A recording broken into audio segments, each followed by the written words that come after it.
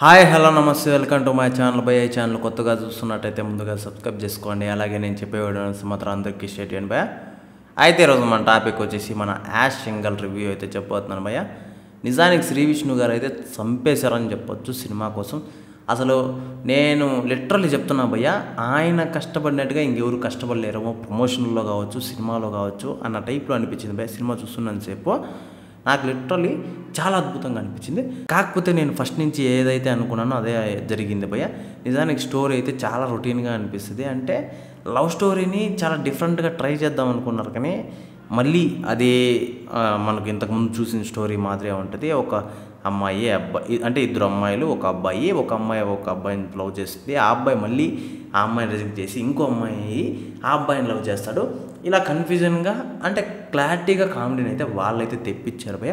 కాకపోతే లిటరలీ నేను చెప్తున్నా కదా, కొన్ని క్యారెక్టర్లు అయితే వాళ్ళు అసలు ఎలా డిజైన్ చేసుకున్నారో దానికంటే అద్భుతంగా వచ్చాయని చెప్పొచ్చు. అందులో మన మెయిన్ క్యారెక్టర్ వచ్చేసి శ్రీ విష్ణు గారు, అలాగే వెన్నెల కిషోర్ గారు భయ్య. ఈ విషయంలో మాత్రం ఎటువంటి డౌటు లేదు. ఆ రేంజ్లో అనిపించింది వాళ్ళ పర్ఫార్మెన్స్ కానీ వాళ్ళ యాక్టింగ్ కానీ. అసలు నెక్స్ట్ లెవెల్. సినిమాకి ఏదైనా ప్లస్ ఉంది అంటే వాళ్ళే అని చెప్పొచ్చు భయ్య. ఇంకో క్యారెక్టర్ కూడా ఉంది భయ్య, మనకు లవ్ టుడేలో హీరోయిన్ ఉంటుంది కదా, ఆమె క్యారెక్టర్ అసలు ఆమె యాక్టింగ్ కానీ ఆమె పర్ఫార్మెన్స్ కానీ అసలు గూస్ బంప్స్ అని చెప్పొచ్చు భయ్య. వేరే లెవెల్లో ఉంటుంది. నాకు లిటరల్లీ నేను ఏదో అనుకున్నా కానీ సినిమా గురించి చాలా అద్భుతంగా అనిపించింది భయ్య. కాకపోతే స్టోరీ రొటీన్గానే ఉంటుంది. ఎంత రొటీన్గా ఉన్నా కూడా శ్రీ విష్ణు అన్న యాక్టింగ్తో, కొన్ని సన్నివేశాలతో, కొన్ని సీన్లతో అసలు నిజంగా భయ్య చాలా నెక్స్ట్ లెవెల్కి సినిమాని తీసుకెళ్ళిపోయారు అని చెప్పొచ్చు భయ్య. మనము చాలా వరకు అంటే కొన్ని సినిమాలకి స్టోరీ అవసరం లేదు అంటాం కదా, అలాగే ఈ సినిమాకి కూడా స్టోరీ అవసరం లేదు భయ్య. ఓన్లీ వాళ్ళు చూపించే పర్ఫార్మెన్స్తోనే మనము చూసేయచ్చు. అలాగే ఇంటర్వెల్ బ్యాక్గ్రాఫ్ మాత్రం అంటే నాకు కామెడీ వేరే లెవెల్లో అనిపిస్తుంది భయ్య. నేను లిటరలీ బయటికి నవ్వుకుంటూనే ఉన్నాను, ఆ రేంజ్లో అనిపించింది.